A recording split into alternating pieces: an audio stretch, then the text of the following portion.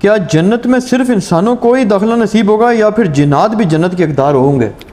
یار دعا کریں انسان ہی پہنچ جائیں جنت میں، کیونکہ یہاں تو بریلوی دیوبندیوں کے جانے پہ راضی نہیں ہے، دیوبندی بریلویوں کے جانے پہ راضی نہیں ہے، اہل حدیث جو ہیں وہ ان دونوں کے جانے پہ راضی نہیں ہے، شیعہ سنیوں کے جانے پہ راضی نہیں ہے، اور سنی جو ہے وہ شیعہ کے جانے کے اوپر راضی نہیں ہے۔ بلکہ آپ کو یاد ہوگا آپ کے ساتھ ہی ایک دفعہ میرا وہ کوسچن آنسر سیشن چل رہا تھا، اس میں آپ نے ایک جملہ میرے اوپر کس دیا تھا۔ جی ہاں، تو میں اسی کو ریپیٹ کرتا ہوں۔ وہ جو انیف ڈار صاحب نے ایک مضمون لکھا تھا نا، انہوں نے کہا تھا کہ جو جنت ہے وہ ونڈرز سے بھرپور ہوگی، ٹھیک ہے۔ شیعہ جو ہیں صحابہ کو جنت میں دیکھ کے پریشان ہو جائیں گے، ٹھیک ہے، ان کو طرح نکل جائے گا یار یہ بھی جنت میں۔ سنی جو ہے وہ شیعہ کو جنت میں دیکھ کے پریشان ہو جائیں گے کہ یار ان کو تو ہم نے فنڈنگ لے کے کافر قرار دیا تھا، ٹھیک ہے۔ اور بریلوی دیوبندیوں کو دیکھ کے پریشان ہو جائیں گے، دیوبندی بریلویوں کو دیکھ کے پریشان ہو جائیں گے۔ تو اس پہ آپ نے جو کچھ کہا تھا وہ دوبارہ ریپیٹ کر دیں۔ میں نے کہا تھا آپ کو دیکھ کے سارے ہی حیران ہو جائیں گے۔ میں نے کہا تھا آپ کو دیکھ، کیونکہ میرے اوپر تو اجماع کیا ہوا نا ان کے مولویوں نے۔ اچھا علی بھائی، انشاءاللہ ان کو حیرانگی ہوگی اس انشاءاللہ۔ سوال سے ایک اور بات ذہن میں آ گئی ہے کہ یہ جو جنات ہوتے ہیں ان کے بھی کوئی باقاعدہ فرقے ہیں؟ ہاں جی، وہ بار شریعت میں مفتی امجد علی صاحب نے لکھا ہے کہ جنات میں وہابی بھی ہیں اور سنی بھی ہیں، شیعہ بھی ہیں۔ ظاہر ہے یقیناً وہی گمراہیاں جو یہاں پائی جاتی ہیں وہاں پہ پائی جاتی ہیں۔ انبیاء ان کے اپنے الگ ہیں یا ہماری؟ نہیں، انبیاء یہی ہیں، اس پہ اجماع امت ہے کہ پیغمبر ان کے وہی ہیں، کیونکہ اگر یہ چیز ہوتی تو اسپیسیفکلی اللہ تعالیٰ ذکر کرتا، ٹھیک ہے، انبیاء کے پیغمبر۔ اب اس طرف آنے جنت میں اس کے بارے میں ویسے صوفیاء کے ہاں یہ رائے پائی جاتی ہے، چونکہ وہ جذباتی ڈاکٹرائن کو لے کے چل رہے ہوتے ہیں۔ وہ کہتے ہیں کہ جنت سے ہمارے ابا جی کو نکالا گیا تھا تو جنت ہمارے ابا جی کی میراث ہے، ہمیں ملنی چاہیے، جنوں کو نہیں ملے گی۔ اچھا، کہتے ہیں آدم تو انسان تھا، تو وہ جس طرح ہم کہتے ہیں نا کہ جی وہ یہ پلاٹ جو ہے وہ ہماری ابا جی کا، یہ ہمیں ہی ملے گا اور کسی کو نہیں ملے گا۔ تو وہ صوفیاء کے ہاں یہ کنسیپٹ پایا جاتا ہے۔ واقعی یہ سوال بڑا یہ پھینکنے والا نہیں ہے، یہ بڑا مضبوط سوال ہے کہ ان کے ہاں یہ پایا جاتا ہے کہ جی چونکہ جنت اولاد آدم کی میراث ہے، لہذا جنات کے لیے جنت میں کوئی جگہ نہیں ہے۔ پھر وہ لکھتے ہیں باقاعدہ کہ سیر کرنے آ سکتے ہیں، پلاٹ نہیں ملے گا۔ اچھا، تو ان سے کو پوچھے کہ یار آپ نے الاٹ کرنا ہے، یہ آپ جا کے پوچھ سکتے ہیں، باقاعدہ کتابوں میں لکھا انہوں نے، ہمیں تو پتہ ہے۔ تو آپ سے پوچھ کے تو اللہ نے الاٹ نہیں کرنا۔ اور جنت اتنی بڑی ہے کہ وہ بخاری مسلم حدیث ہے، جو سب سے آخر میں جنت میں جائے گا نا، جو سب سے ادنا درجے کا جنتی ہے، دوزخ سے نکالا جائے گا، اس کو بھی اس روئے ارض سے 10 گنا بڑی جنت ملے گی، سبحان، یعنی 10 میریکل پلانٹس ارتھ کے برابر اس کو جنت ملے گی۔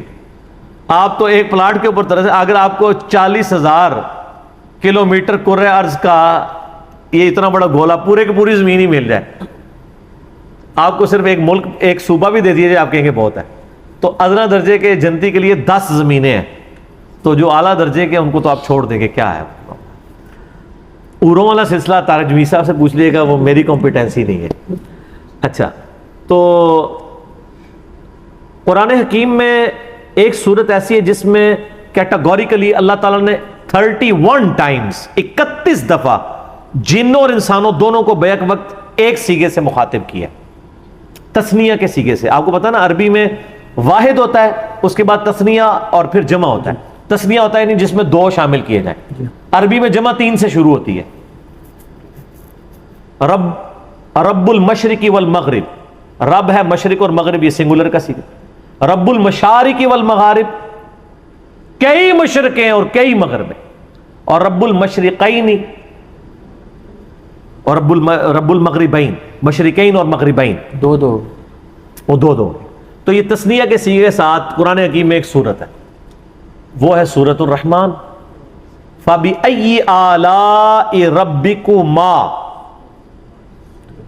کم نہیں آیا، کما آیا، اے جنوں انس کے 2 بھاری گروہ ہو، تم اپنے رب کی کون سی نعمتوں کو یا قدرت کی نشانیوں کو جھٹلاؤ گے؟ کیونکہ دوزخ کی آیات کے بعد بھی ذکر آتا ہے نا، تو دوزخ تو نعمت نہیں ہے۔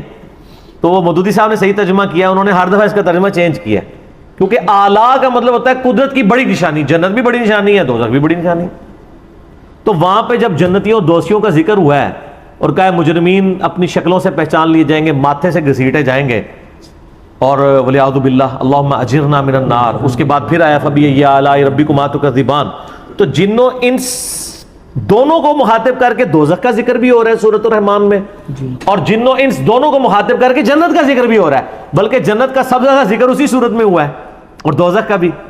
تو اس کے بعد تو کوئی گنجائش نہیں رہنی چاہیے اس تذبذب میں بندہ پڑھ جائے کہ بھی جن بھی جنت میں جائیں گے. نہیں, جن بھی شریعت کے مکلف ہیں, ان کے لیے بھی اینڈ رزلٹ وہی ہوگا.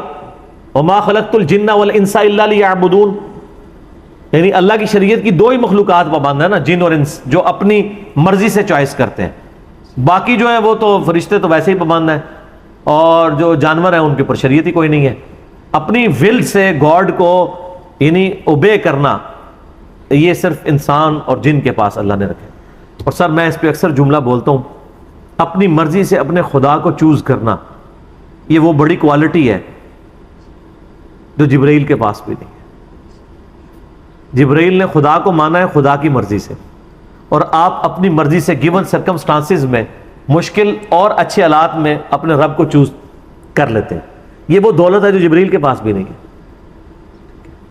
اور میں تو ببانگے دول کہتا ہوں کہ جبرائیل اگر مجھ سے میرا ایمان ایکسچینج کرنا چاہے نا, تو میں اپنا ایمان دینے کے لیے تیار نہیں ہوں. کیونکہ یہ کوالٹی کہ آپ نے حالات و واقعات میں اپنے رب کے لیے خود ڈسین کیا تھا, خدا کو چوز کیا تھا, جبکہ آپ کے پاس خدا کے انکار کی گنجائش بھی تھی. یہ بڑی دولت ہے بنسبت اس کے کہ آپ کے پاس انکار کی گنجائش ہی کوئی نہیں. فرشتے تو اللہ قرآن میں جگہ جگہ کہتا ہے کہ وہ تو اللہ کے حکم کی نافرمانی کر ہی نہیں سکتے. ان کی پروگرامنگ میں ہی کہیں یہ چیز نہیں ہے کہ وہ انکار کریں گے. تو یہ بہت بڑی دولت ہے فرشتے سے بہتر انسان بننا, مگر اس میں لگتی ہے محنت زیادہ. یہ بالکل صحیح بات ہے, اس میں کوئی شک ہی نہیں ہے. تو لقد خلقنا الانسان فی احسن تقویم, انسان آسانی تقویم تھا, لیکن بعد میں اگر ثم رددناہ اسفل سافلین, خود وہ گر گیا پستی میں, اس کا اپنا معاملہ ہے. اللہ تعالیٰ نے اسے سب سے بہتر مخلوق کے طور پر بنایا. اس پہ بلکہ میرا ایک کوشچن آنسر سیشن آپ کے ساتھ ہی وہ ایک سوال بھی ریکارڈ ہوا تھا کہ کیا انسان اشرف المخلوقات ہے. تو میں نے ثابت کیا تھا واقعی اللہ کی کریشن کا یہ کلائمیکس ہے, اور اس کا سب سے بڑا ثبوت ہے کہ اس کائنات میں اللہ کی سب سے محبوب ہستی اللہ تعالیٰ نے اس سپیشیز میں مبعوث کی ہے جو انسان ہے. اگر اس سے بڑھ کر محبوب کوئی سپیشیز ہوتی تو اللہ تعالیٰ امام اعظم محمد رسول اللہ صلی اللہ علیہ وسلم کو ایز اے سپیشیز اس سپیشیز کے اندر, اس نوع کے اندر بھیجتا. یہ انسانوں کی بہت بڑی خوش قسمتی ہے, اور انسانیت کو ناز ہے اللہ کے محبوب صلی اللہ علیہ وسلم کی مبارک ذات کے اوپر کہ وہ بھی انسان تھے.